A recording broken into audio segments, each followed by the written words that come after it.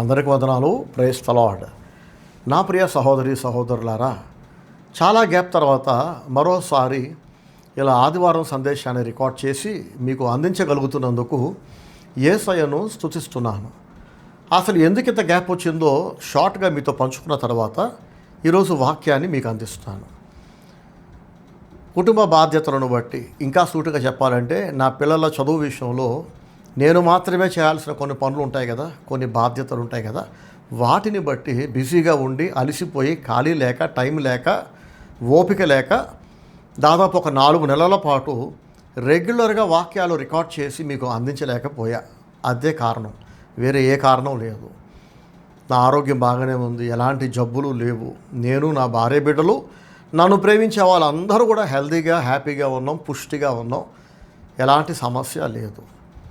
మొత్తానికి నేను మొదలుపెట్టిన పనులు నా పిల్లల విషయంలో అన్ని పనులు అనుకున్న దానికంటే కూడా వైభవంగా, సక్సెస్ఫుల్గా పూర్తి చేయడానికి ప్రభువు మాకు సహాయం చేశారు.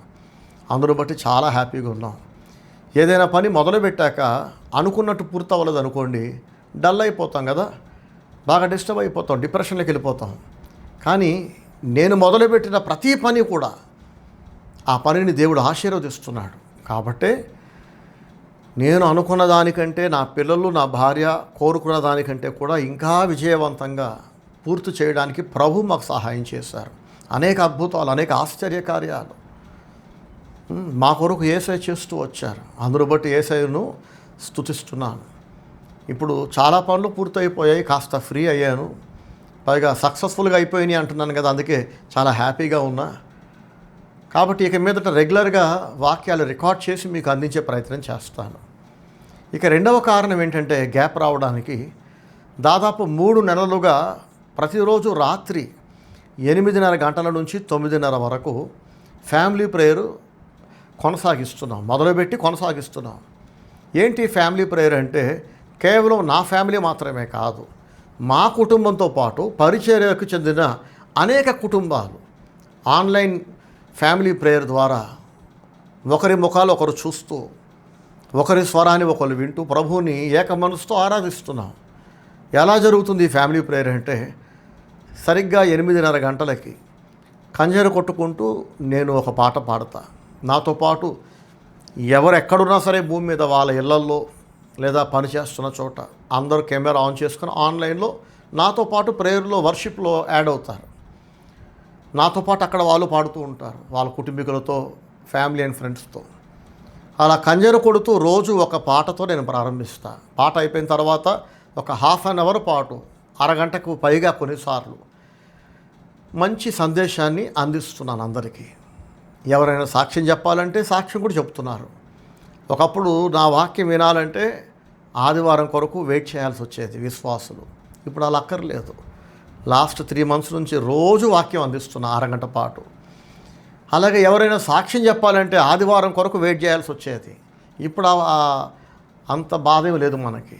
డైలీ ఫ్యామిలీ ప్రేయర్లో ఎవరైనా సాక్ష్యం చెప్పాలనుకుంటే, బ్రదర్ మేము సాక్ష్యం చెప్తామని ముందే నాకు చెప్పి వాళ్ళ సాక్ష్యాన్ని పంచుకుంటున్నారు. అందరూ వింటున్నారు, వాక్యం వింటున్నారు, సాక్ష్యాలు వింటున్నారు. కొన్నిసార్లు ఎవరైనా 2-3 ప్రార్థన చేపిస్తున్నాను. ఇలా అనేక ఆశీర్వాదకరమైన మార్పులు జరిగాయి మన మినిస్ట్రీలో. ఈ ఫ్యామిలీ ప్రేయర్ మొదలుపెట్టినాక అన్ని కుటుంబాలను ప్రభు ఇంకెక్కువ ఆశీర్వదించారు. మా కుటుంబాన్ని కూడా ప్రభు ఎక్కువ ఆశీర్వదించారు. ఇంతకుముందు మీ అందరికీ తెలుసు, మహీంద్రా ఎక్సైలో 8 సీటర్ కారు ఉండేది. అది పెద్ద బండి కాబట్టి, 2500 cc ఇంజన్ కాబట్టి, హై పికప్ ఉన్న బండి, తక్కువ మైలేజ్ వస్తుంది. నేను ఒక్కడే ప్రయాణం చేయాలంటే ఆ బండి పెద్దగా అయిపోతుంది. కాబట్టి నేను ఒంటరిగా తిరగడానికి నాకు ఒక చిన్న కారు కావాలి. మారుతి వ్యాగనార్ అనుకున్నాను. టక్కుమని తీసేసుకోవడానికి ప్రభు సహాయం చేశారు.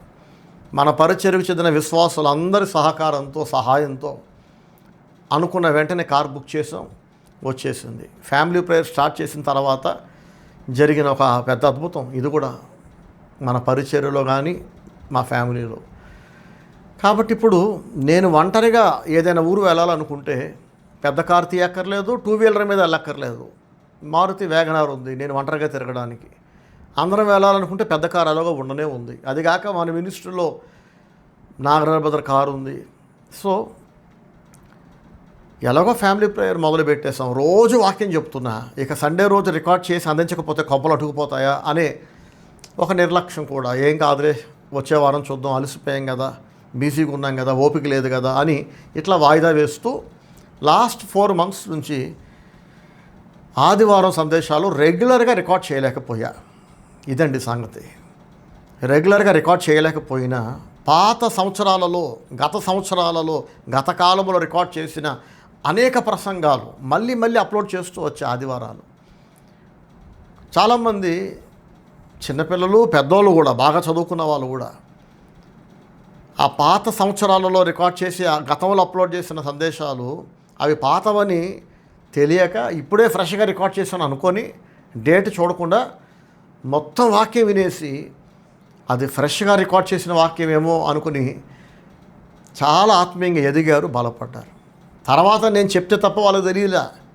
డేట్ పెట్టాను కదమ్మా, ఇది 6 ఏళ్ల క్రితం రికార్డ్ చేసిన వాక్యం అంటే వాళ్ళు అంటారు, బ్రదర్ ఎంత ఆత్మీయంగా ఉందో, ప్రభు మాతో మాట్లాడాడు, అసలు అది పాత సందేశం లాగానే లేదన్నా, ఇప్పుడే రికార్డ్ చేసినట్టు ఉంది అని ఆశ్చర్యపడుతూ ఉంటారు. నా ప్రియ సహోదరి సహోదరులారా, ప్రభు చిత్తమైతే రెగ్యులర్గా రికార్డ్ చేసి అందిస్తా. ఒకవేళ బిజీగా ఉండి మళ్ళీ పాత వీడియోలు పెట్టాల్సి వస్తే చూడండి, మనసు పెట్టి చూడండి, ప్రభు మీతో మాట్లాడతాడు. అవి ఆకతాయిగా రికార్డ్ చేసిన సందేశాలు కాదు, ఎంతో ప్రేయర్ఫుల్గా దేవుని నుండి నేను పొందుకున్న సందేశాలు, నేను నేర్చుకున్న పాఠాలు అవి. వాటికి ఎక్స్పైరీ డేట్ ఉండదండి, కాలపరిమితి లేదు. ఇంకో 100 సంవత్సరాల తర్వాత కూడా నేను చెప్పిన సందేశాలు ఎవరైనా వింటే వాళ్ళలో భక్తి పుడుతుంది, దేవుని భయం పుడుతుంది, దేవుని వాక్యం పట్ల విధేయత పుడుతుంది, మనుషుల్లో మారు మనసు కలుగుతుంది, ప్రజల హృదయాలు దేవుని వైపు తిరుగుతాయి. కాబట్టి పాత వాక్యాలు కదా మనం ఎందుకు చూడాలనుకోవద్దు, మీరు చూసినవే అయినా మళ్ళీ చూడండి, ప్రభు మీతో మాట్లాడతాడు. సో ఇలా బిజీగా ఉండే రికార్డ్ చేయలేకపోయా. ఎలాగో ఫ్యామిలీ ప్రేయర్లో రోజు అందిస్తున్నాను వాక్యం కాబట్టి ఏం పర్వాలేదని అనుకున్నా. ఇక మీదట రెగ్యులర్గా అందించే ప్రయత్నం చేస్తా. మంచిదండి, ఇక వాక్యం ధ్యానించుకుందాం. మీ దగ్గర బైబిల్ ఉంటే బైబిల్ తెరిచి నేను చదివే వాక్యాలు మీరు కూడా చూడడానికి ప్రయత్నం చేయండి. యెహెజ్కేలు గ్రంథము 33వ అధ్యాయము 31వ వచనంలో సాక్షాత్తు దేవుడే యెహెజ్కేలు ప్రవక్తతో ఇలా అంటున్నాడు, నా జనులు రావాల్సిన విధంగా నీ దగ్గరికి రావట్లా, రాకూడని విధంగా నీ దగ్గరకు వస్తున్నారు అంటున్నాడు ఆయన. నా జనులైనట్టుగా నీ ఎదుట కూర్చుండి నీ మాటను విందురు కానీ వాటిని అనుసరించి ప్రవర్తింపరు. వారు నోటితో ఎంతో ప్రేమ కనపరుచుదురు కానీ వారి హృదయము లాభమును అపేక్షించుచున్నది. ఎంత భయంకరమైన జనులండి వీళ్ళు, ఎంత దరిద్రులు కదా. దేవుడే సాక్ష్యం ఇస్తున్నాడు వాళ్ళ గురించి. రావాల్సిన విధంగా రావట్ల, రాకూడని విధంగా వస్తున్నారట ప్రవక్త దగ్గరికి. ఉండాల్సిన విధంగా ఉండట్ల, ఉండకూడని విధంగా ఉంటున్నారు. అంటే దేవుడు ఉండమని చెప్పినట్టు వీళ్ళు ఉండట్లేదు, ఎలా ఉండొద్దని దేవుడు వార్నింగ్ ఇచ్చాడో అలాగే ఉంటున్నారు. చేయమన్నవి చేయట్లేదు, వద్దు అని దేవుడు అన్నాక మొండిగా వద్దన పనులే చేస్తున్నారు. ఏం మాయరోగం వీళ్ళకి? దీన్నే భక్తిహీనత అంటుంది బైబిల్. భక్తిహీనులకు మాత్రమే సాధ్యం, చేయమన్నవి చేయరు, నేను చేయను అంటారు అంతే. వద్దురా అది చేస్తే నాశనం అయిపోతావురా అంటే నేను అదే చేస్తా అంటారు. వీళ్ళకున్న ముద్దు పేరే భక్తిహీనులు, బుద్ధిహీనులు, గర్విష్ఠులు, అహంకారులు, మూర్ఖులు, ఇలా ఎన్నైనా మనం చూడొచ్చండి పేర్లు. దేవుడు అంటున్నాడు, నా జనులు రాదగిన విధముగా నీ యొద్దకు వచ్చి, రాదగని విధముగా వచ్చి నా జనులైనట్టుగా నీ ఎదుట కూర్చుండి. చూసారా, నా జనులు అయినట్టుగా కూర్చోవటం ఏంటి అంటే వీళ్ళు దేవుని జనులు కాదు, వీళ్ళు విశ్వాసులు కాదు, అవిశ్వాసులు. కానీ విశ్వాసుల్లాగా నటిస్తున్నారు. వీళ్ళు భక్తులు కాదు, భక్తిహీనులు. కానీ ప్రవక్త దగ్గరకు వచ్చేసి ఏ రేంజ్లో నటించేస్తున్నారంటే ప్రవక్త అనుకుంటున్నాడు, ఆహా ఎంత భక్తిరా మీకు, ఆ వినయం, ఆ విధేయత, నేనంటే ఎంత గౌరవమో నా విశ్వాసులకి.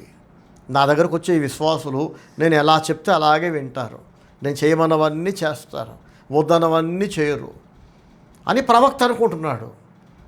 దేవుడు భుజం తట్టి పిలిచాడు, ఓ హెచ్కేలు, నువ్వు మోసపోతున్నావు నాయన. వాళ్ళు నీ దగ్గర నటిస్తున్నారు, నిన్ను నమ్మిస్తున్నారు, నా ప్రజలైనట్టుగానే నిన్ను నమ్మిస్తున్నారు, కానీ వాళ్ళు నా ప్రజలు కాదు. భక్తులైనట్టు విశ్వాసులైనట్టు నటిస్తున్నారు. అదంతా కపటము, అంత వేషధారణే, మొత్తం నటనే. ఆ నటన నిజమని నువ్వు అనుకుంటున్నావు హెచ్కేలు. ఆ మోసం, ఆ నటన, ఆ వేషధారణ, ఆ భక్తిహీనత, ఆ అవిశ్వాస్యత అంత నిజమని నిన్ను నమ్మించారు, నువ్వు కూడా నమ్మేశావు. ఇదిగో నేను చెప్తున్నా ఇప్పుడు నిజం. వాళ్ళు భక్తులు కాదు, వాళ్ళు విశ్వాసులు కాదు, వాళ్ళు నా ప్రజలు కానే కాదు. నా జనులు అయినట్టుగా నీ ఎదుట కూర్చుంటున్నారు, నీ మాటలు విందురు కానీ వాటిని అనుసరించి ప్రవర్తింపరు. చూసారా, ఇవాళ దీని గురించి మీతో మాట్లాడబోతున్నా. నీ మాటలు విందురు కానీ వాటిని అనుసరించి ప్రవర్తింపరు. నా వెనక రిపీట్ చేయండి, అందరూ నా వెనక చదవండి. దేవుడు అంటున్న మాట, నీ ఎదుట కూర్చుండి, మళ్ళీ నా జనులైనట్టుగా నీ ఎదుట కూర్చుండి నీ మాటలు విందురు కానీ వాటిని అనుసరించి ప్రవర్తింపరు. వింటారు కానీ చేయరు. నా జనులైనట్టుగా కూర్చుంటారు కానీ నా జనులు కాదు, అసలు నాకు వాళ్ళకి సంబంధం లేదంటున్నాడు. ఈ వాక్యం కూడా చదువుకుందాం. వారు నోటితో ఎంతో ప్రేమ కనపరుచుతురు, కానీ వారి హృదయము లాభమును అపేక్షించుచున్నది. పైకి పెదాలతో పలికే మాటలకి వారి మనసులో ఉన్న ఫీలింగ్కి అసలు సంబంధమే లేదు. దీన్నే వేషధారణ, కపటం అంటారు. లోపట లాభాన్ని అపేక్షిస్తున్నారట, అంటే స్వార్థపరులు. ఏం చేసినా వాళ్ళ ప్రయోజనం, వాళ్ళ స్వార్థం. దేవుని మహిమ అక్కర్లా, దైవజనుడి గౌరవం వీళ్ళకి అక్కర్లేదు, మనుషుల ప్రయోజనం అక్కర్లా. అసలు దేవుడు అంటేనే లెక్కలేనోడికి ఇక దైవజనుడు అంటే గౌరవం ఉంటుందా? దేవుడు అంటే లెక్కలేదు, దైవజనుడు అంటే ప్రేమ లేదు, గౌరవం లేదు.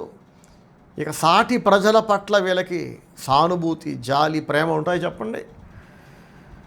వారు నోటితో ఎంతో ప్రేమ కనపరుచుదురు కానీ వారి హృదయము లాభమును అపేక్షించుచున్నది. చూసారా, బయటికేమో ప్రేమ, లోపటేమో స్వార్థం.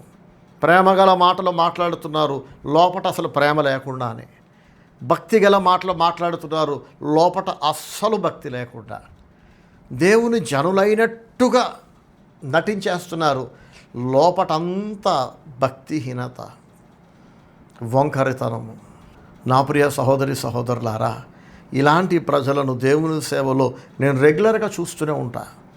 అనేక ఏండ్లుగా అనేక ప్రాంతాల్లో చూస్తున్న, ప్రస్తుతం ఇప్పుడు కూడా మన పరిచర్యలో అవిశ్వాసులుగా బతుకుతూ విశ్వాసుల్లాగా నా ముందు అందరి ముందు నటిస్తున్న వాళ్ళు ఎందరో ఉన్నారు.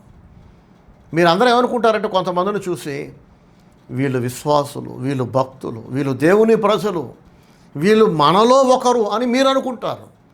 కానీ నేను అనుకోను. ఎందుకంటే వాక్యం తెలిసిన దేవుని సేవకుడిగా నేను గుర్తుపట్టేస్తా ఎవరు దేవుని బిడ్డలో, ఎవరు దేవుని పిల్లలు కారో, ఎవరు విశ్వాసులో, ఎవరు అవిశ్వాసులో, ఎవరి దగ్గర ప్రేమ ఉందో, భక్తి ఉందో, ఎవరు భక్తిహీనులో నేను గుర్తుపట్టేస్తా. ఎందుకంటే హృదయము నిండిన దానిని బట్టి నోరు మాట్లాడను.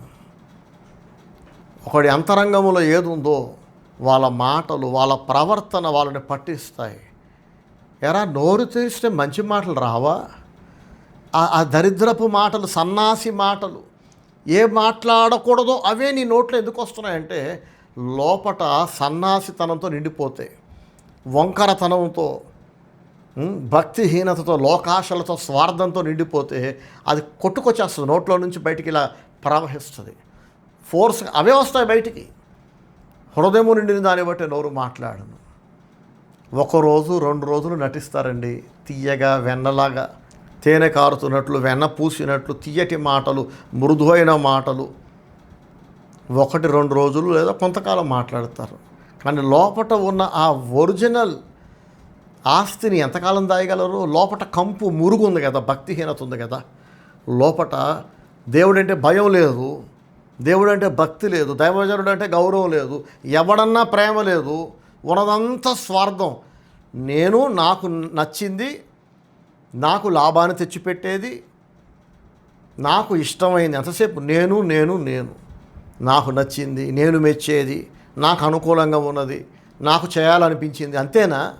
నీకు ఏదనిపిస్తే అంతేనా? నీకు నచ్చితే చాలా, నువ్వు మెచ్చితే చాలా, నీకు ఏదనిపిస్తే, నీకు ఏది రుచిగా అనిపిస్తే అదే మాట్లాడతావా, అదే చేస్తావా అంటే భక్తిహీనులు అంతే.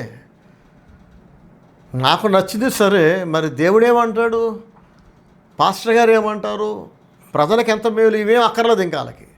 చూడండి ఒకసారి యాకోబు పత్రిక 1వ అధ్యాయము 22వ వచనం చదువుతున్నా. మీరు వినువారు మాత్రమై ఉండి మిమ్మును మీరు మోసపుచ్చుకొనకుండా వాక్య ప్రకారము ప్రవర్తించువారునై ఉండుడి. చూసారా, మీరు వినువారు మాత్రమే అయి ఉండకండి.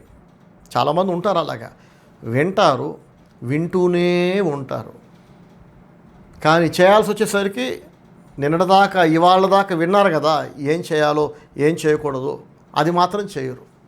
ఇక ఎలాగో చేయని దానికి నువ్వు ఎందుకురా వింటున్నావు? నీకెందుకు సంఘ ఆరాధన? సంఘ ఆరాధనకి అటెండ్ అయిపోయి వాక్యం వింటున్నారు, యూట్యూబ్లో పెట్టే వాక్యం వింటున్నారు, రోజు ఫ్యామిలీ ప్రేయర్లో నమ్మకంగా వాక్యం వింటున్నారు. మొత్తం వినేసి ఆ విన్నదాని ప్రకారం బ్రతకకుండా విన్నదంతా గాలి కొదిలేసి ఫైనల్గా చేయాల్సి వచ్చేసరికి నీకు ఏది అనిపిస్తే నువ్వు అదే మాట్లాడేలాగైతే, అలాగే బ్రతికేలాగైతే నీకు చర్చ ఎందుకు? అసలు నువ్వు ఎందుకు వినాలి? నీకు ఎందుకు వినిపించాలి? ఫస్ట్ ఆఫ్ ఆల్ నీకు వినిపించే వాక్యం కట్ చేయాలి ఫస్ట్. కడుపు నిండిన వాడు తేనె పట్టునైనా తొక్కివేయునని సామెతల గ్రంథంలో రాస్తుంది. వినేవాడికే వాక్యం, వినేవాడికే సంఘ ఆరాధన, వినేవాడికే ఫ్యామిలీ ప్రేయర్, మాట వినేవాడికే సంఘ కాపరి, కౌన్సిలింగ్. వినని వాడికి ఎందుకండి? సరే ఒకసారి వినలా, 2 సార్లు వినలా, పొరపాటు అయిపోయింది బ్రదర్, ఎప్పుడు వింటున్నాం కదా, ఈ ఒక్కసారికే కదా అంటే అర్థం ఉంది. అసలు ఎప్పుడూ మాట వినని మనుషులు ఉంటారు ఆ భూమి మీద అంటే వాళ్ళ గురించి దేవుడు అంటున్నాడు. తెలుసా, ఇంత చదువుకున్నాం కదా యెహెజ్కేలు గ్రంథంలో, నీ మాటలు విందురు కానీ వాటిని అనుసరించి ప్రవర్తింపరు అని దేవుడు అంటున్నాడు. యెహెజ్కేలు 33:31లో నీ మాట వింటారు కానీ జరిగించరు. ప్రభువా, వింటారు కానీ జరిగించరు, అప్పుడప్పుడు జరిగించరా లేకపోతే ఎప్పుడూ జరిగించరా అంటే ఎప్పుడూ జరిగించరు అనే దేవుడు చెప్తున్నాడు ఇక్కడ. ఒకసారి జరిగించి ఒకసారి జరిగించకపోతే సర్లే 50-50 బ్రిటానియా బిస్కెట్ అనుకోవచ్చు. ఇప్పుడు వినకపోయాడు, మొన్నటిదాకా విన్నాడు కదా, సర్లే మొన్న వినకపోయాడు ఇప్పుడు విన్నాడు కదా అని అనుకోవచ్చు. వీడు మొన్న వినలా, నిన్న వినలా, ఇవాళ వినలేదు, రేపు కూడా వినడు. వినకపోవటం వీడికి వాడుక, వినకపోవటం ఆమెకు వాడుక, వినకపోవటం విన్నట్టు బ్రతకకపోవటం వాళ్ళకి వాడుక. ఎవరు వీళ్ళు? దేవుడు అంటున్నాడు, నా జనులైనట్టుగా ప్రవర్తించుదురు, నా జనులైనట్టుగా నీ ఎదుట కూర్చుండి నీ మాటలు విందురు కానీ వాటిని అనుసరించి ప్రవర్తింపరు. వారు నోటితో ఎంతో ప్రేమ కనపరుచుదురు కానీ వారి హృదయము లాభమును అపేక్షించుచున్నది. యాకోబు పత్రికలోనేమో మీరు వినువారు మాత్రమై ఉండి మిమ్మును మీరు మోసపుచ్చుకొనకుండా అంటున్నాడు దైవజనుడు. నా ప్రియ సహోదరి సహోదరులారా, అతి తెలివి అంటారు దీన్ని. అతి తెలివి అంటే నమ్మించేసాం, బ్రదర్ని నమ్మించేసాం. బ్రదర్ ఎవరు కొట్టినారంటే మనం ఆయన నమ్మేమని బ్రదర్ అనుకుంటున్నారు. అసలు బ్రదర్ అంటే మనకి లెక్కే లేదు కదా. ఆయన చెప్తూ పోతాడు, మనం విన్నట్టు యాక్టింగ్ చేయాలి, తల ఊపేయాలి. మనం వినేసాము నమ్మేసామని బ్రదర్ అనుకుంటున్నారు. పాపం పిచ్చోడు, వెర్రివాడు, మొద్దుమొహంవాడు పాస్టర్ గారు. మనం యాక్టింగ్ చేస్తే నమ్మేసాడు, ఆ యాక్టింగ్ నిజం అనుకొని మన కపటాన్ని నిజం అనుకున్నాడు. దేవుడు ఒక పిచ్చోడు, దేవునికి తెలియలేదు, పాస్టర్ గారికి తెలియలేదు. మరి ఎవరికి తెలివి ఉంది? విన్నట్టు నటించి వినకుండా ఉంటారు చూసారా, విన్నవన్నీ వినేసి ఏది జరిగించారు చూడండి. అలాంటి వాళ్ళు తెలివంతా మాకే. వినాశకారి విపరీత బుద్ధి అని ఒక సామెత ఉంది.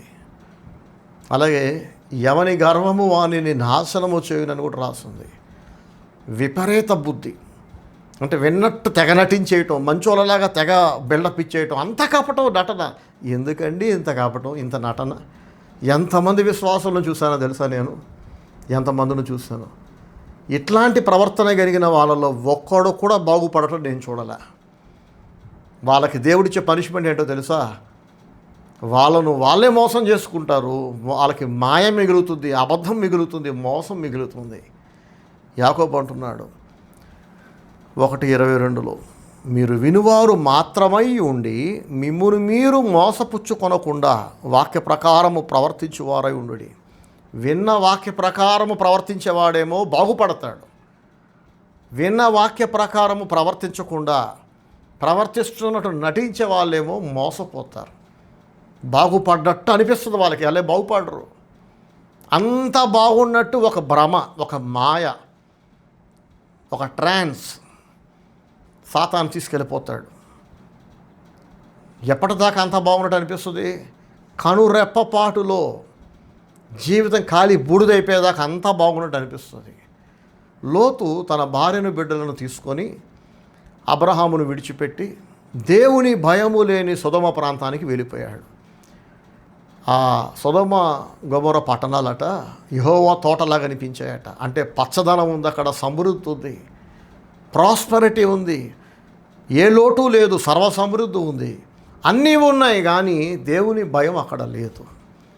అక్కడ ఏముంది మరి దేవుని భయం లేకపోతే? ఇంతే చదువుకున్నాం కదా, నటన, కపటం, మోసం, మాయ, స్వార్థం, భక్తిహీనత, అవిశ్వాస్యత, ఇవే ఉన్నాయి. లోతు కనులెత్తి చూచినప్పుడు సొదొమ గొమొర ప్రాంతాలు యెహోవా తోటలాగా పచ్చగా కనిపించాయంట. సోయరు దాకా ఆ ప్రాంతాన్ని ఎన్నుకుని వెళ్ళిపోయాడు. అయితే దేవుడు ఆ ప్రాంతాన్ని ఓర్చుకొని సడన్గా ఆకాశము నుండి అగ్నిగంధకాలు కురిపించి నాశనం చేసినప్పుడు కొన్ని క్షణాల క్రితం వరకు లోతుకి అన్నీ ఉన్నాయి, అబ్రహాము దగ్గర ఉన్న వాటికంటే రెట్టింపు ఉన్నాయి. కానీ కొన్ని క్షణాల తర్వాత చూస్తే ఏమీ మిగల్లా, ఖాళీ బూడిదైపోయింది. లోతు తన భార్యను పోగొట్టుకున్నాడు, ఆస్తులు పోగొట్టుకున్నాడు, తన కుమార్తెలతో తనకు తెలియకుండానే వ్యభిచరించి అక్రమ సంతానానికి అన్నాడు. ఏం బాగుపడ్డాడు? ఏం సాధించాడు? నా ప్రియ సహోదరి సహోదరులారా, వాక్యము వినడానికి విన్న వాక్య ప్రకారం బ్రతకకపోతే, ఎవరైతే వింటూ కూడా బ్రతకట్లేదో వాక్య ప్రకారం వాళ్ళే మోసపోతారు. పాస్టర్ గారే మోసపోడు, దేవుడేమి నష్టపోడు, పాస్టర్ గారికే నష్టం ఉండదు. ఈ అతి తెలివి ప్రదర్శించే వాళ్ళు ఉంటారు చూడండి. మీరు చెప్పండి బ్రదర్, మీరు చెప్పేది మీరు చెప్పండి, మేము విన్నట్టు నటించి వెనకాలకి వెళ్ళి మాకేదనిపిస్తే అదే చేస్తాం. ఆ మాత్రం దానికి రావటం దేనికి? అడగటం దేనికి? నా నోరు నొప్పెట్టేలా చెప్పించుకోవడం దేనికి? నీకు నచ్చినట్టు నువ్వు బతికి సావచ్చు కదా, ఎక్కడికైనా వెళ్ళి నాశనం అయిపోవచ్చు కదా, నా టైం ఎందుకు వేస్ట్ చేయటం అని ఎంతమంది గురించి ఎన్నిసార్లు బాధపడ్డానో తెలుసా? వినాశకారి విపరీత బుద్ధి, నాశనం ఏముంది, ఇలాంటి తేడా బుద్ధులు, విపరీత బుద్ధులు పుడతాయట. సో ఈ వాక్యం వింటున్న ప్రతి ఒక్కరూ జాగ్రత్తగా వినండి. నటించకండి, దైవజనుడి దగ్గర నటించకండి, దేవుని దగ్గర నటించకండి. మీరు ఏదైతే వింటున్నారో దాని ప్రకారం బ్రతికితే మీరు బాగుపడతారు, మీకు మేలవుతుంది. లేకపోతే మీరే మోసపోతారు, మీరు దెబ్బతింటారు, చావు దెబ్బతింటారు. దేవుడు కూడా మిమ్మల్ని కాపాడు. ఎందుకంటే మీరు భక్తిగా బతికితే దేవుడు కాపాడతాడు, దేవుడు చెప్పినట్టు చేస్తే దేవుడు కాపాడతాడు. దేవుడు చెప్పిందేమో ఏది చేయరా, ఒక్కటి కూడా చేయరా, ఒక్కసారి కూడా చేయరా. వద్దన్నవి మాత్రం చేయడానికి ఆరాటం, ఉబలాటం, అత్యుత్సాహం, ఎనర్జీ మొత్తం పెంట పనులు చేయడానికి, పనికిమాల పనులు. ఎవరు చేయమన్నారు? వద్దన్నవే చేయాలనిపిస్తుంటుంది, చేయమన్నవి మాత్రం చేయడానికి అస్సలు మనస్సు రాదు. ఏంటి సంగతి అంటే తేడా మనుషులు, భక్తిహీనులు. సరే, మార్కు సువార్త 4వ అధ్యాయం 20వ వచనం చదువుతున్నాను చూడండి. యేసయ్య అంటున్నాడు, మంచి నేలను విత్తబడిన వారెవరనగా వాక్యము విని దానిని అంగీకరించి 30 60 100 ఫలించువారని చెప్పాను. ప్రైజ్ ది లార్డ్, హల్లెలూయా. మంచి నేలలో కొన్ని విత్తనాలు పడ్డాయి, ముళ్ళ తుప్పల్లో కొన్ని పడ్డాయి, రాళ్ళ మధ్య కొన్ని పడ్డాయి, త్రోవ పక్కన కొన్ని పడ్డాయి. త్రోవ పక్కన పడ్డ విత్తనాలు నాశనం అయిపోయినాయి, రాళ్ళ మధ్యలో పడ్డవి నాశనం అయిపోయినాయి, ముళ్ళ మధ్య పడ్డాయి నాశనం అయిపోయినాయి. మంచి నేలను పడ్డ విత్తనాలు మాత్రమే 30 60 100 ఫలించాయి. ఎవరు ఈ విత్తనాలు? మంచి నేలను పడ్డ విత్తనాలు ఎవరంటే వాక్యమును విని దానిని అంగీకరించి దాని ప్రకారం బ్రతికిన వాళ్ళు. సో వినడానికి మటుకు అందరూ వినేస్తున్నారు వాక్యం, కానీ ఆ వాక్యాన్ని అమలుపరిచే వాళ్ళు, దాని ప్రకారం బ్రతికే వాళ్ళే దేవుని బిడ్డలు, వాళ్ళే విశ్వాసులు. దేవుడు వాళ్ళతో ఉంటాడు. వాక్యం ప్రారంభించే ముందు చెప్పాను కదా, నేను మొదలుపెట్టిన ఏ పనైనా అనుకున్న దానికంటే విజయవంతంగా పూర్తి చేయడానికి ప్రభువు సహాయం చేస్తున్నాడు. ఎందుకు సహాయం చేస్తున్నాడు? నేను వాక్యము విని దాని ప్రకారం బ్రతికే మనిషిని. దేవుడు చేయమనవు నేను చేస్తా, కష్టమైనా చేస్తా, నష్టమైనా చేస్తా, ఒంటరిగా మిగిలిపోయినా చేస్తా. నాకు అసలు గుంపుతో పడే లేదు, ఎక్కువ మంది మనుషులు కావాలనే ఆరాటం ఉబలాటం నాకు లేదు. అందుకే మన పరిచర్యలు ఎప్పుడు కొద్దిమందే ఉంటారు. కారణం ఏంటి? మనుషులను ఎంటర్టైన్ చేయను నేను. భుజాన్ని ఎక్కించుకొని డ్యాన్స్ వేయించను, నెత్తికెక్కించుకొని ఎవరిని ఇలా దులిపేస్తా. ఎవరైనా నెత్తికెక్కే ప్రయత్నం చేస్తే వాళ్ళ లిమిట్స్లో వాళ్ళు ఉండకుండా నెత్తికెక్కితే కింద పడేస్తా తీసుకెళ్ళి. ఎవరి నెత్తికెక్కించుకోను, ఎవరి కాళ్ళు పట్టుకోను, ఎవరి చేత నా కాళ్ళు పట్టించుకోను. నేను దేవునికి భయపడుతున్నా, మీరు కూడా దేవునికి భయపడండి. నేను దేవుని వాక్యానుసారంగా బతుకుతున్నా, మీరు కూడా దేవుని వాక్యానుసారంగా బతకండి. దేవుని వాక్యము నుండి కుడికి కానీ ఎడమకు కానీ తొలగిపోవద్దు. పనికి మాలిన వాటి మీద మనస్సు పెట్టద్దు. వాక్య ప్రారంభంలో చెప్పా, ఒక తండ్రిగా నా పిల్లల పట్ల నేను జరిగించాల్సిన బాధ్యతలు అవి జరిగించడం కొరకు బిజీగా ఉండి వాక్యం రికార్డ్ చేయలేకపోయా అని ఈ సందర్భంగా చెప్తున్నా. వాక్యం వింటున్న ప్రతి ఒక్కరూ మీరు నిజంగా దేవుని యందు భయభక్తులు కలిగిన వాళ్ళైతే, మీరు వాక్యం వినువారు మాత్రమే కాదు జరిగించేవారు కూడా అయితే, మనస్సు పెట్టి దేవుని సంతోషపెట్టండి. తర్వాత మీ కుటుంబాన్ని ఉద్ధరించుకోండి, మీ పిల్లలకి మేలు చేయండి, మీ పిల్లలకు న్యాయం చేయండి. కన్న తల్లిదండ్రులే పిల్లలని నాశనం చేస్తే ఇంకా ఆ పిల్లల్ని ఎవరు కాపాడతారు చెప్పండి? కాబట్టి నేనైనా మీరైనా మన పిల్లల్ని మనం ఉద్ధరించుకోవాలి, వాళ్ళకి మేలు చేయాలి. వాళ్ళకి మనం తప్ప ఇంకెవరు ఉంటారు? తల్లిదండ్రులు కాక ఇంకెవరు పట్టించుకుంటారు పిల్లల్ని? తల్లిదండ్రులు కూడా పిల్లల్ని గాలి కొదిలేసి పనికి మాలిన పనులు అంటే పరిగెట్టారనుకోండి, ఇంకా ఆ పిల్లల్ని ఎవరు కాపాడతారు ఇంకా కదా? సరే, కాబట్టి ఇక ఆఖరణ ఒక ముఖ్యమైన వాక్యం చదివి ముగిస్తాను. చాలా ముఖ్యమైన వాక్యం ఇది, చూడాలి, వినాలి. ఇర్మీయా గ్రంథము 5వ అధ్యాయము 21 నుండి దేవుడు అంటున్నాడు. ఇప్పుడు ఇర్మీయా గ్రంథంలో చదువుకుంటున్నాం. ఇర్మీయా 5:21 నుంచి, కన్నులుండి చూడకయు చెవులుండి వినకయు ఉన్న వివేకము లేని మూడులారా ఈ మాట వినుడి. చూసారా, ఇంత చెప్పుకున్నాం. మీరు వినువారు మాత్రమే కానీ దాన్ని జరిగించకపోతే మిమ్మల్ని మీరు మోసం చేసుకున్నట్టు అని. ఇక్కడ దేవుడు అంటున్నాడు, కన్నులుండి చూడరు, చెవులుండి కూడా వినరు. అంటే దీని అర్థం ఏంటి? హెచ్కేతో దేవుడు అన్నాడు కదా, నా జనులైనట్టు నీ ఎదుట కూర్చుంటారు, నీ మాటలు విందురు కానీ వాటిని జరిగించరు. ఇక్కడ అంటున్నాడు దేవుడు, వీళ్ళు కన్నులున్నా కానీ వీళ్ళు చూడరు. కన్నుల్లో గుడ్డోళ్ళు, చెవులున్నా చెవిటి వాళ్ళు. వీడికి నువ్వేం చూపించినా వేస్ట్, వాడు చూడడు. నువ్వేం చెప్పినా వినడు. చెవులు లేవా? చెవులు ఉన్నాయి కానీ ఆడు వినడు. వినే బుద్ధి లేనప్పుడు, చూడాలనే మనస్సు లేనప్పుడు నువ్వు ఎంత చూపించినా ఆడు చూడకపోతే ఎవరేం చేయగలవు ఇంకా చెప్పండి? చెవిటోడు ముందు శంఖం ఊదినట్టు అని అంటాం కదా. చెవులు పనిచేయని ఒక చెవిటి వాడి దగ్గరికి వెళ్ళి గట్టిగా బోర ఊదినా వాడికి వినబడదు. కానీ చెవులు ఉన్న ఒకడు వినకూడదు.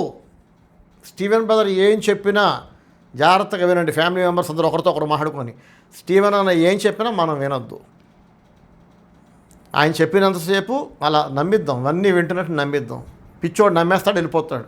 తర్వాత మనం ఏం చేయాలనుకుందాం అది చేస్తాం. సరే, మీకు నచ్చినట్టు మీరు చేస్తారు. ఏం సాధిస్తారు? అక్కడికి బొక్క బోర్లా పడి పరువు పోగొట్టుకుంటారు, పేదవాళ్ళు అయిపోతారు, ఆర్థికంగా చితికిపోతారు. మీ గౌరవం మంట కలిసిపోతుంది. మీ గౌరవాన్ని మీరు తగలేసుకుంటున్నారు మీ కపటం చేత. డబ్బులు పోతాయి, పరువు పోతుంది, విలువైన కాలము కరిగిపోతుంది. చూస్తూ చూస్తూ 10 ఏళ్ళు గడిచిపోయినాయి. ఇంకో 10 ఏళ్ళు ఎంతలో గడిచిపోతాయి చెప్పండి? నిన్నటి రోజు ఫ్యామిలీ ప్రేయర్లో చెప్పా, వచ్చే 10 సంవత్సరాల తర్వాత దేవుని యందు భయభక్తులు కలిగిన వాళ్ళు, దేవుని మహిమ కొరకు బతికే వాళ్ళు, దేవుని వాక్యానుసారంగా బతికే వాళ్ళు ఒక రేంజ్లో ఉంటారు. ఒక రేంజ్లో నేను, నా పిల్లలు, ఈ పరిచర్యకు చెందిన విశ్వాసులు, దేవునికి భయపడే వాళ్ళందరూ ఒక వెలుగు వెలుగుతారని. మరి 10 సంవత్సరాల తర్వాత నటించే వాళ్ళు ఎలా ఉంటారు, కపటస్థులు ఎలా ఉంటారు, భక్తిహీనులు ఎలా ఉంటారు, దేవుని ప్రజలైనట్టు నన్ను అందరిని నమ్మించే వాళ్ళ హాలత్ ఏంటండి? 10 ఏళ్ళ తర్వాత దేవుడు వాళ్ళకి మాయ ఇస్తాడు, మోసానికి అప్పచెప్తాడు, భ్రమకు అప్పచెప్తాడు, నాశనానికి అప్పచెప్తాడు. చాలా పెద్ద తప్పు నటన, కపటం, మోసం అనేది. వింటున్నట్టు నటిస్తారా? చేయాల్సి వచ్చేసరికి పెంట పనులే చేస్తారా? మరి ఇన్ని రోజులు నేను చెప్పిందంతా గోడకు చెప్పినట్ట చెప్పండి అని బాధ అనిపిస్తుంది నాకైనా, చెప్పినవాడు ఎవరికైనా సరే. ఒక్కోసారి ఈ మధ్య నాకు అనిపిస్తుంది, అసలు ఫ్యామిలీ ప్రేయర్ అనవసరంగా పెడుతున్నామా? కన్నులుండి చూడని వాళ్ళు ఉన్నారు, చెవులుండి వినని వాళ్ళు ఉన్నారు. వీడు వినడు సావుడు, ఫ్యామిలీ ప్రేయర్లో మాత్రం కూర్చుంటాడు నమ్మకంగా రోజు. ఏది వినడు. వీడికి ఎందుకు ఫ్యామిలీ ప్రేయరు? ఆ అమ్మాయికి ఎందుకు ఫ్యామిలీ ప్రేయరు? రోజు గంట పాటు నా లైఫ్లో 1 గంట కేటాయిస్తున్నాను కంజర కొట్టుకుంటూ, పాట పాడి అరగంటకు పైగా, కొన్నిసార్లు గంట పాటు వాకింగ్ చెప్పి. నా టైం అంతా వేస్ట్ చేసుకున్నట్టేనా? ఈ దరిద్రుల కోసం, ఈ వేషధారుల కోసం, ఈ మోసగాళ్ళ కోసం. చివరికి చేయాల్సి వచ్చినప్పుడు వాళ్ళకి ఏదనిపిస్తే అదే చేసేలాగైతే ఇక నా మాటలు వినటం ఎందుకు, నేను వినిపించడం ఎందుకు, నా ఎనర్జీ, నా టైం అంతా వేస్ట్ చేసుకోవటం ఎందుకు అని నాకు అనిపించింది చాలాసార్లు. అప్పుడు ప్రభువు నాతో మాట్లాడాడు, నీ టైం వేస్ట్ అవ్వదు, వాళ్ళ టైమే వేస్ట్ అవుతుంది. నువ్వే మోసపోవు, వాళ్ళే మోసపోతారు. నువ్వు నమ్మకంగా నీ పని నువ్వు చేస్తున్నావు. ఒక దైవజనుడిగా, సంఘకాపరిగా, నా సేవకుడిగా అందరూ మారాలని, బాగుపడాలని, బాగుపడే మాటలు నువ్వు అందిస్తున్నావు. అందుకు నేను నీకు ప్రతిఫలం ఇచ్చేస్తాను. ఇదిగో నీ పిల్లల్ని దీవిస్తా, నీ భార్యను దీవిస్తా, నీకు సేవలో సహాయపడుతున్న వాళ్ళందరినీ దీవిస్తా. కానీ ఎవరైతే కన్నులుండి చూడరో, చెవులుండి వినరో, అన్నీ వింటున్నట్టు నటిస్తారు కానీ ఏది జరిగించరో, లోబడరో, చావు దెబ్బతింటారు వాళ్ళు. 10 ఏళ్ళు చూస్తూ 10 ఏళ్ళు ఎంత గడుస్తాయి? 10 సంవత్సరాల తర్వాత దాద్దామన్నా దాగనంత దారుణంగా పరుగు పోతుంది అందరిలో. నిప్పుల మీద బట్ట వేసామనుకోండి, ఏమవుతుంది? కవర్ చేయగలమా? బట్ట మొక్కని నిప్పుల మీద వేసి ఆ నిప్పులు ఈ బట్టని, ఈ బ్లాంకెట్ని కాల్చి బూడిద చేస్తాయి. ఒక బట్ట వేస్తే నిప్పులు కాల్చేస్తున్నాయి, ఇప్పుడు 2 బట్ట ముక్కలు వేస్తే రెండింటిని కాల్చేస్తాయి. దేవుని శాపము ఎంత భయంకరమైందంటే, మారుతున్నట్టు నటించేవాళ్ళు, వింటున్నట్టు నటించేవాళ్ళు, భక్తిగా బతుకుతున్నట్టు నటించేవాళ్ళు ఉంటారు సరా, వాళ్ళ జీవితాలు కాలి బూడిదైపోతాయి. దేవుడే కాలుస్తున్నాడు, దేవుడే బూడిద చేస్తున్నాడు. మనుషులు మనం దాన్ని ఆపగలమా చెప్పండి? లోతు తప్పించుకున్నాడా? సౌలు మహారాజు దేవుడు చెప్పింది ఏనాడు వినలేదు. వాడికి ఏది చేయాలనిపిస్తే అదే చేస్తూ పోయాడు. ఏం సాధించాడు? ఏం బాగుపడ్డాడు? వాడు కడుపును పుట్టిన పాపానికి వాడి పిల్లలేం బాగుపడ్డారు చెప్పండి? ప్రవక్త వచ్చి బలర్పిస్తాడు, అప్పటిదాకా ఆగు, నువ్వు యుద్ధం మాత్రమే చేయాలి. ప్రవక్త వచ్చి బలి అర్పించాక నువ్వు యుద్ధం చేయాలని దేవుడు అంటే, ప్రవక్త రాకమునిపే వీడే బలర్పించేశాడు. ప్రవక్త చేయాల్సిన పని వీడే చేసేసాడు. వీడు చేసే ప్రతి పనికి మాలిన పనికి అది ఎందుకు చేశానంటే, నాకు అది కరెక్ట్ అని ఎందుకు అనిపించింది అంటే అని ఒక పనికి మాలిన ఎక్స్ప్లెనేషన్.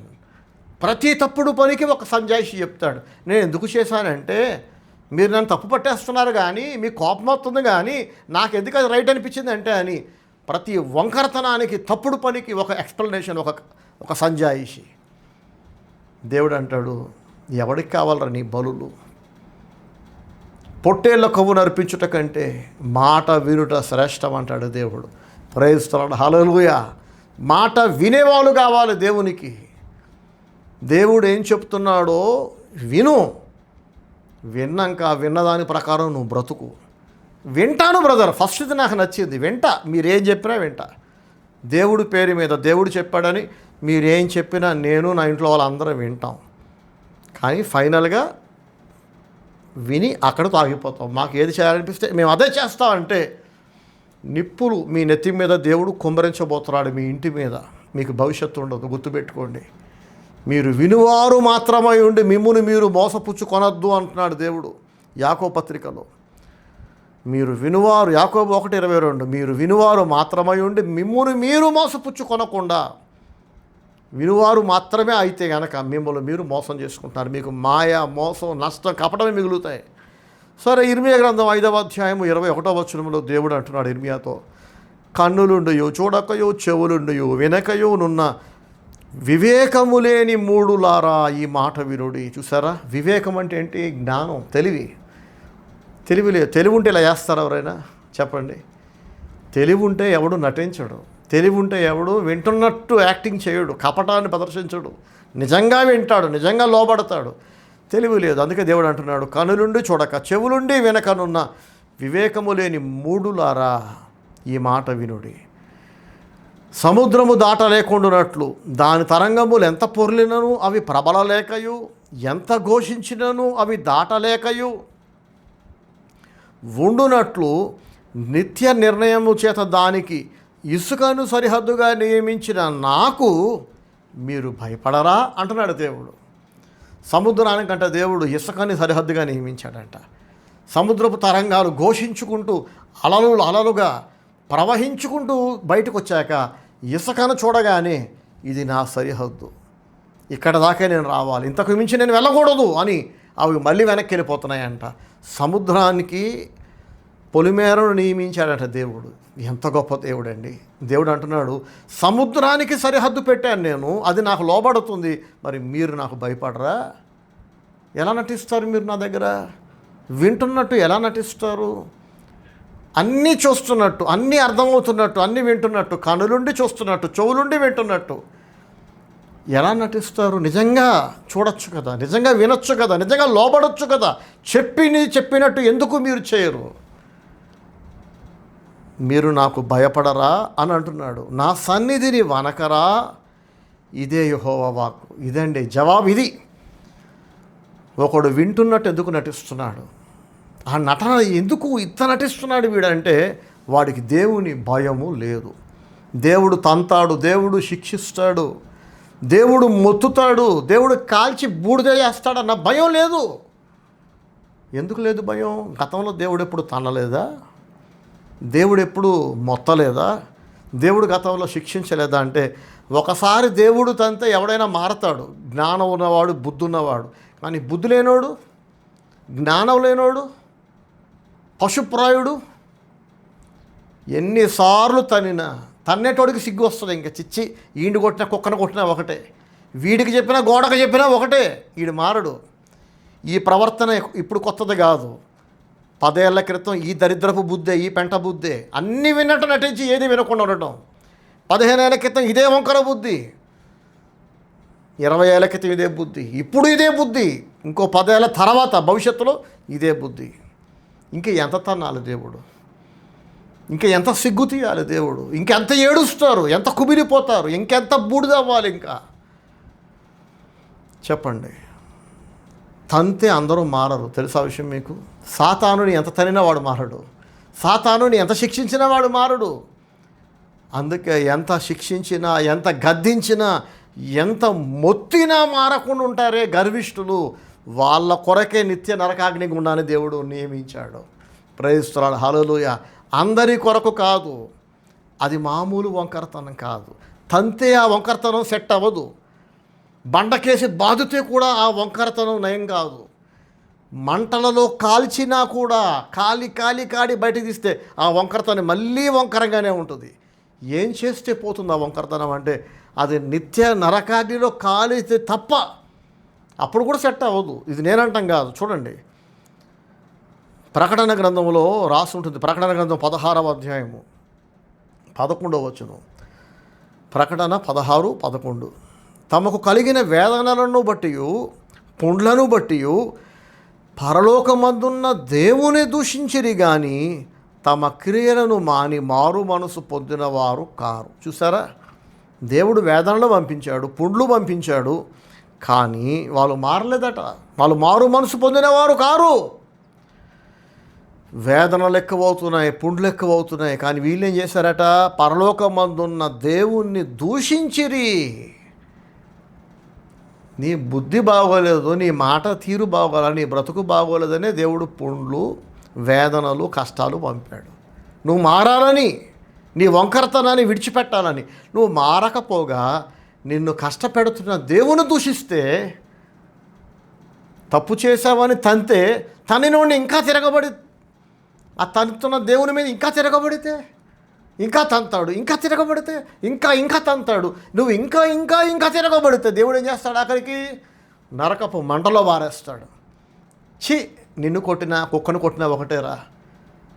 గద్దింపు నా ప్రజల కోసం, నీ కోసం కాదు. చూడండి, ప్రకటన 16:11, తమకు కలిగిన వేదనలను బట్టి పుండ్లను బట్టి పరలోకమందున్న దేవుణ్ణి దూషించిరి గాని తమ క్రియలను మాని మారు మనస్సు పొందినవారు కారు. మారు మనస్సు పొందినవారు కారు. అండర్లైన్ చేయండి, మారు మనస్సు పొందినవారు కారు. తమ క్రియలను మాని మారు మనస్సు పొందినవారు కారు. దేవుని దూషించారట, ఆ క్రియలు మాత్రం మానలేదు. దేవుని దూషించారు, క్రియలు మానలేదు, మారు మనస్సు పొందల. మరి ఇప్పుడు దేవుడు ఏం చేయాలి చెప్పండి? తన్నాడు, పుండ్లు పంపాడు, వేదనలు పంపాడు, వీళ్ళే మారట్ల, క్రియలే మానట్ల, అవే పిచ్చి పనులు చేస్తున్నారు. ఇంకా మరి నరకంలో పడేస్తాడు దేవుడు. సరే, ఇంత చదువుకున్న ఇర్మియా గ్రంథము 5వ అధ్యాయము 21వ వచనంలో, నాకు మీరు భయపడరా, నా సన్నిధిని వనకరా అన్నాడు దేవుడు. సముద్రం నా మాట వింటుంది, ఇసుకను సరిహద్దుగా పెడితే అది లోబడుతుంది, నువ్వెందుకు లోబడవు? నాకు భయపడరా, నా సన్నిధిని వనకరా అన్నాక 23వ వచనంలో దేవుడు అంటున్నాడు, ఈ జనులు తిరుగుబాటును ద్రోహమును చేయు మనస్సు గలవారు, వారు తిరుగుబాటు చేయుచు తొలగిపోవచ్చున్నారు. చూసారండి, ఇంకెంత బాధ అనిపిస్తుంది ఈ వాక్యం చదువుతుంటే. ఈ జనులు తిరుగుబాటు ద్రోహము చేయు మనస్సు గలవారు, వాళ్ళకి అదే నచ్చుతుంది, ఎప్పుడు తిరగబడటమే నచ్చుతుంది, ఎప్పుడు ద్రోహం చేయటమే నచ్చుతుందట. వారు తిరుగుబాటు చేయుచు తొలగిపోవచ్చున్నారు. ఈ మధ్య ఫ్యామిలీ ప్రేయర్లో కొంతమందిని జ్ఞాపకం చేసుకున్నాను. దేవుడు ఎంత మేలు చేశాడు వాళ్ళకి. నేను ఎంతో ప్రేమించా, ఎంతో సాయం చేశా, మేలు చేశా. దేవుడు కాస్త దీవించగానే వెళ్ళిపోయారు, సంఘాన్ని విడిచిపెట్టి వెళ్ళిపోయారు, హఠాత్తుగా చచ్చిపోయారు. ఇంకో కుటుంబం 10 ఏళ్ల క్రితం వాళ్ళు వెళ్ళిపోయారు, అన్యాయంగా వెళ్ళిపోయారు, కారణం లేకుండా వెళ్ళిపోయారు. స్టీవెన్ బ్రదర్ని తప్పుపడుతూ, బ్రదర్ అలా చేయకూడదు, బ్రదర్ ఇలా చేయాలి, అలా ఎందుకు చేయరు స్టీవెన్ బ్రదరు, నేను ఎలా చేయాలో చెప్పడానికి అసలు నువ్వెవడివురా, అసలు నువ్వెంత, నీ బతుకెంత, దగ్గరికి రానిచ్చాను, మాట్లాడుతున్నానంటే అది నా మంచితనం. ప్రతి యూజ్లెస్ ఫెలో వచ్చేసి దేవుని సేవ ఎలా చేయాలి, నేను ఎలా ఉండాలో ఎలా ఉండకూడదో చెప్తే తంతే ఎగిరి అంత దూరం పడతారు. రివర్స్ అవుతా ఖచ్చితంగా. మూసుకో, ఇష్టం ఉంటే నేర్చుకో, లేదా వెళ్ళిపో. అలాంటప్పుడు వెళ్ళిపోతారు, చాలామంది వెళ్ళిపోతారు. వెళ్ళిపోతాం, మాకు ఇంకా వేరే చర్చెస్ లేవా, పాస్టర్ లేరా అంటే వెళ్ళిపోండి, ప్రశాంతంగా వెళ్ళిపోండి. మాకు కావాల్సింది వినేవాళ్ళు, చెప్పింది చెప్పినట్టు వినేవాళ్ళు కావాలి. వినే బుద్ధి లేనప్పుడు కన్నులుంటాయి మేము చూస్తాం, చెవులు ఉన్నాయి కానీ మేము వింటాం, కానీ లోబడం అనుకునే వాళ్ళు అసలు మనకు వద్దు. ఇప్పటిదాకా వెళ్ళిపోయిన వాళ్ళందరూ ఈ మెంటాలిటీతోనే వెళ్ళిపోయారు. నేను ఎవ్వరికి ఫోన్ చేసి వెనక్కి తిరిగి బతిమలాడాల. మన మినిస్ట్రీలో ఉన్న సంఘ బిడ్డలందరికీ చెప్తున్నా, ఇంకొంతమంది వెళ్ళిపోయినా పర్వాలేదు, మనకొద్దు. వినని స్వభావం ఉన్న వాళ్ళు మనకొద్దు, నటించే వాళ్ళు వద్దు, దేవుని భయం లేని వాళ్ళు మనకొద్దు, తిరగబడే బుద్ధి కలిగిన వాళ్ళు వద్దు. దేవుడే అంటున్నాడు, ఈ జనులు తిరుగుబాటును ద్రోహమును చేయు మనస్సు గలవారు. ఇంకా అలాంటి నచ్చితే, మనస్సు అంటే ఏంటంటే అలాంటి నచ్చుతున్నాయి. నాకు దాని మీద మనస్సు ఉంది, స్వీట్ తినాలని ఉంది, బిర్యానీ మీద మనసు పడింది, బిర్యానీ తినాలని అంటాం కదా. అట్లా వీళ్ళు దేన్ని మనస్సున కోరుకుంటున్నారంట? తిరుగుబాటు, ద్రోహం. ఈ జనులు తిరుగుబాటును ద్రోహమును చేయు మనస్సు గలవారు, వారు తిరుగుబాటు చేయుచు తొలగిపోవచ్చున్నారు. సరే, ఇక ఆఖరిన 26వ వచనం, మిగతాది నేను వచ్చే వారం చెప్తాను మీకు.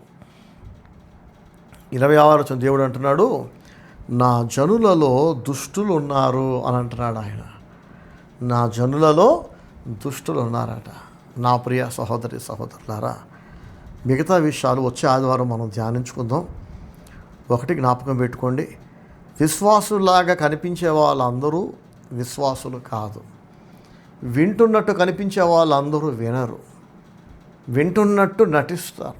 వినటం అంటే ఏంటండి? విన్నదాని ప్రకారం బ్రతకటం కదా, జరిగించటం కదా. చెప్పు, నువ్వు చెప్పు, నువ్వు చెప్పేది నువ్వు చెప్పు, ఫైనల్గా మేము చేసేది మేము చేస్తాం. ఇంకా అలాంటప్పుడు వినటం దేనికి కదా. కాబట్టి మీరు ఏ చర్చికి వెళ్ళినా సరే ఆ దైవజనుడి మీద మీకు గౌరవం లేకపోతే, ఆయనంటే మీకు లెక్క లేకపోతే, రెస్పెక్ట్ లేకపోతే అక్కడికి వెళ్ళటం దేనికి? ఇంకా ఒక చర్చికి వెళుతూ పాస్టర్ గారు చెప్పినట్టు వినకుండా బతికే కంటే అసలు ఆ చర్చికి వెళ్ళకుండా ఆగిపోతే అయిపోతుంది కదా. అక్కడికే ఎందుకు వెళ్ళాలి? వెళ్ళాక మళ్ళీ ఆయన చెప్పిన విధానికి ఏది వినకుండా ఎందుకు తిరగబడాలి? ఎందుకు నాశనం కావాలి? మాకు స్వేచ్ఛ కావాలి, మాకు అంతా తెలుసు, మేము ఇంకా తెలివైన వాళ్ళం, పాస్టర్ గారి కంటే మాకే తెలివి ఎక్కువ అనుకుంటే ఆ తెలివితో బతికేయచ్చుగా. ఇక మళ్ళీ ఆ చర్చికి వెళ్ళటం దేనికి?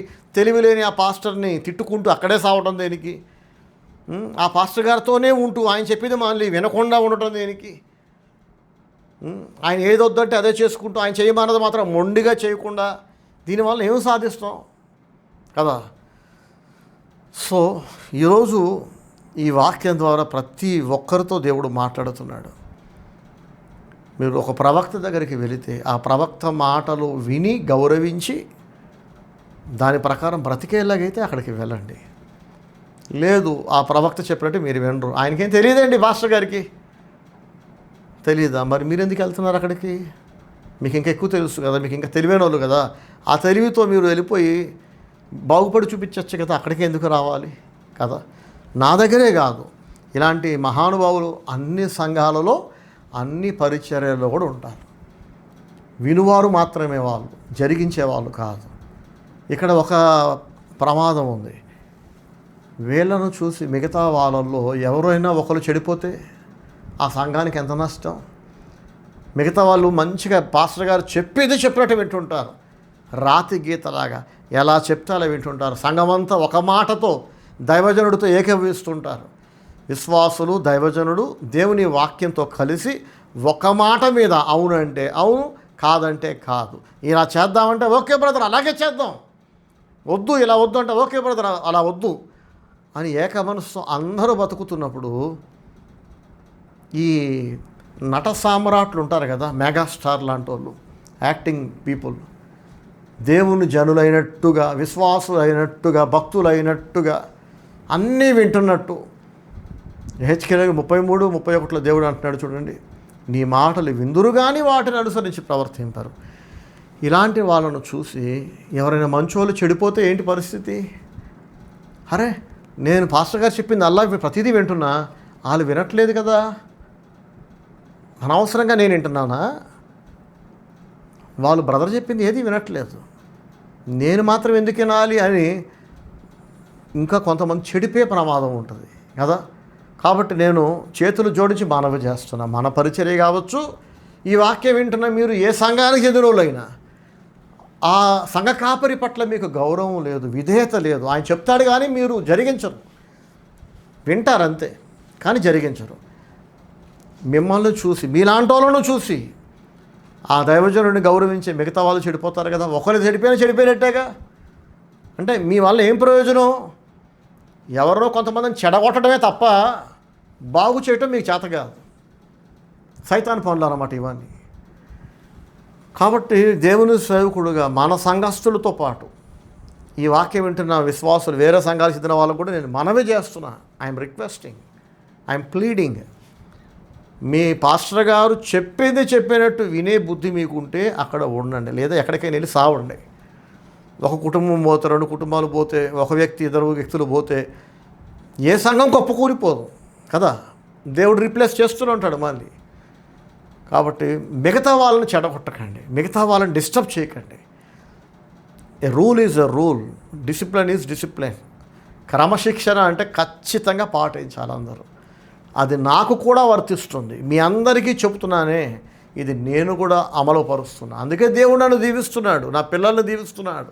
నేను ఛాలెంజ్ చేసి చెప్తున్నా, వచ్చే 10 సంవత్సరాల తర్వాత, వచ్చే 5 ఏళ్ళు 10 ఏళ్ళు 10 ఏళ్ళ దాకా ఎందుకండి, ఒక్కో సంవత్సరం గడిచే కొద్దీ ఇప్పటిదాకా ఏం జరిగిందో అదే జరుగుద్ది. కానీ విని ఎరుగని అభివృద్ధి నేను అనుకున్న దానికంటే 1000 రెట్లు అత్యధికంగా ఆశీర్వాదకరంగా సక్సెస్ఫుల్గా నా కుటుంబం విషయంలో, నా పిల్లల విషయంలో దేవుడు ఎందుకు జరిగిస్తున్నాడంటే, నేను దేవుని దగ్గర నటించట్లా, మనుషుల దగ్గర నటించట్లా.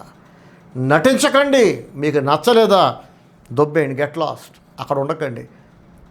మీకు నచ్చలేదు అయినా ముఖం అంతా చిట్లించుకొని ఎవడో ఉద్ధరించేస్తున్నట్టు సంఘాన్ని, పాస్టర్ గారిని అందరినీ మేమే ఉద్ధరించేద్దాం, అందరినీ మనమే బతికించేద్దాం. అసలు మాకు నచ్చలేదండి స్టీవెన్ బ్రదర్ పద్ధతి నచ్చలా, ఆయన మాట నచ్చలా, ఆయన తీరు నచ్చలా. మరి ఎందుకురా ఇక్కడే ఉన్నాం, వెళ్ళిపోవచ్చు కదా. అయినా భరిస్తున్నాం, అయినా వద్దొద్దు, అంత సహనం వద్దు. నన్నే కానీ ఏ పాస్టర్ గారిని కూడా ఎవ్వరు ఓర్చుకోవాల్సిన అవసరం లేదు. మీ మంచితనం మీ దగ్గరే పెట్టుకోండి, వెళ్ళిపోండి. మీరు వెళ్ళిపోతేనే అందుకని పెద్ద సాయం. ఉంటే ఖచ్చితంగా అందరితో పాటు ఒకరిగా సంఘ కాపరితో, మిగతా విశ్వాసులతో, దేవుని వాక్యంతో, ఐక్యతతో, ఏక మనసుతో కలిగి బతకాలి. లేకపోతే ఇజ్రాయేలీలకి మనకి ఏంటండి తేడా? ఇంకొకసారి ఆ వాక్యం చదివి నేను ముగిస్తాను. యెహెజ్కేలు గ్రంథం 33వ అధ్యాయం 31వ వచనం. నా జనులు రాదగని విధముగా నీ యొద్దకు వచ్చి నా జనులైనట్టుగా నీ ఎదుట కూర్చుండి నీ మాటలు విందురు కానీ వాటిని అనుసరించి ప్రవర్తింపరు.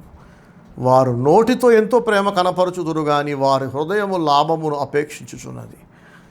చివరిగా వాక్యం ముగించే ముందు ఒక మాట చెప్పి ముగిస్తా.